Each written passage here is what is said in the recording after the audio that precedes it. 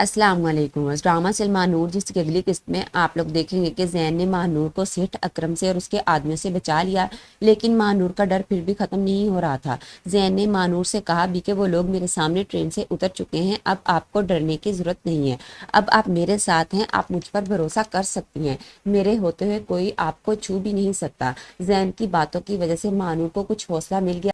رات کو ماہ نور سو رہی تھی تو اسے کوئی خواب آیا تو وہ ڈر کر اٹھ گئی۔ اس کی آواز سن کر زین بھی جاگ گیا۔ وہ ماہ نور سے کہتا ہے کہ کیا ہوا آپ کو، آپ ٹھیک تو ہے نا؟ تو ماہ نور کچھ بھی نہیں بولتی، وہ خاموش بیٹھی رہی۔ تو زین ماہ نور سے کہتا ہے کہ میرے ذہن میں بہت سے سوالات ہیں آپ کے یہاں آنے سے اب تک، لیکن میں نے آپ سے کچھ بھی نہیں پوچھا کیونکہ میں نہیں چاہتا ہوں کہ جس ماضی سے آپ بھاگ کر آئی ہیں وہ آپ پھر سے دہرائیں، لیکن اگر پھر بھی آپ مجھ سے کچھ شیئر کرنا چاہتی ہیں تو کر سکتی ہیں۔ تو پھر شاید ماہ نور بھی زین کو سب کچھ بتا دے گی جو اس کے ماموں نے اس کے ساتھ کیا، اور یہ بھی بتا دے گی کہ میں اپنی امی کی وجہ سے پریشان ہوں، پتہ نہیں اکرم سیٹھ اور ماموں نے ان کے ساتھ کیا کیا ہوگا، میں نے انہیں کہا بھی تھا کہ آپ میرے ساتھ چلیں۔ تو شاید زین ماہ نور کو یہ کہہ کر حوصلہ دے کہ وہ ٹھیک ہوں گی، جب وہاں حالات کچھ سنبھلیں گے تو وہ آپ کو فون ضرور کریں گی، آپ فکر مت کریں۔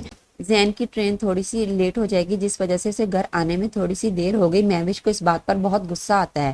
زین لیٹ آنے پر سب سے سوری کرے گا۔ گھر جا کر مہوش کے والد اپنی بیوی سے کہتے ہیں کہ وہ لڑکا کتنا ڈاؤن ٹو ارتھ ہے، اس کا مزاج کتنا مختلف ہے۔ تو مہوش کی والدہ نے آگے سے کہہ دیا کہ یہی بات تو میں بھی کہتی ہوں کہ زین اور مہوش کے مزاج میں بہت بڑا فرق ہے، ہماری بیٹی تو ہواؤں میں اڑتی ہے۔ اب جلد مہوش اور زین کی منگنی بھی ہو جائے گی جس کے بعد ڈرامے کی کہانی اور زیادہ انٹرسٹنگ ہو جائے گی۔